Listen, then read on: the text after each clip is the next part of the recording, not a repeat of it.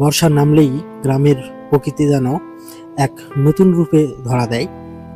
সকালবেলা যখন চোখ মেলে দেখি চারপাশে কুয়াশার মতো মেঘলা আকাশ আর টিনের চালে টুপটাপ বৃষ্টির শব্দ, মনে হয় যেন স্বর্গ থেকে নেমে এসেছে মাটিতে এক অপরূপ দৃশ্যর মেলা, যা গ্রামীণ লোকজনের জন্য আশীর্বাদ স্বরূপ।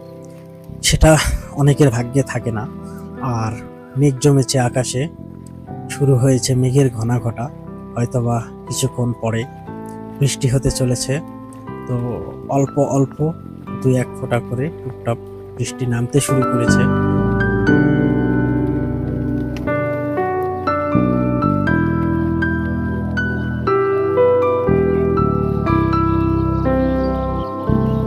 বর্ষায় কখনো হালকা বৃষ্টি, আবার কখনো মুষলধারে বৃষ্টিপাত হয়।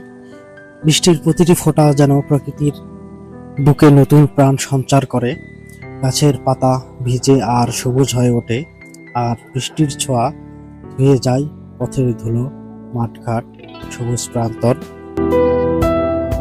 বৃষ্টির মাধ্যমেই পৃথিবী তার পিপাসা মিটায়। বৃষ্টির জল নদী, নালা ও সমুদ্রে গিয়ে মিশে। বৃষ্টির জল ছাড়া ফসল ফলানো সম্ভব হয় না কখনো কখনো। বৃষ্টি জলবিদ্যুৎ উৎপাদনেও সাহায্য করে, তাই বৃষ্টির প্রকৃতির এক আশীর্বাদ স্বরূপ।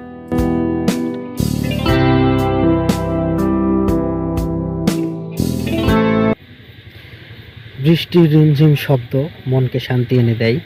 বৃষ্টির ফোঁটা যখন গাছের পাতায় পড়ে, তখন এক মনোরম দৃশ্য তৈরি হয়। কখনো কখনো বৃষ্টি মন খারাপের দিনেও শান্তি বয়ে আনে, আবার কখনো কখনো আনন্দের উপলক্ষ তৈরি হয়।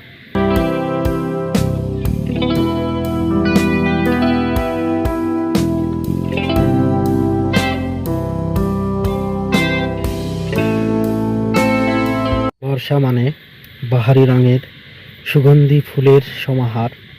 বর্ষা ঋতু যেন ফুলের জননী। বর্ষা যেন আমাদের প্রকৃতিকে আপন মনে বিলিয়ে দেয় এবং এর ফুলের সৌন্দর্য আমাদের করে তোলে বিমোহিত।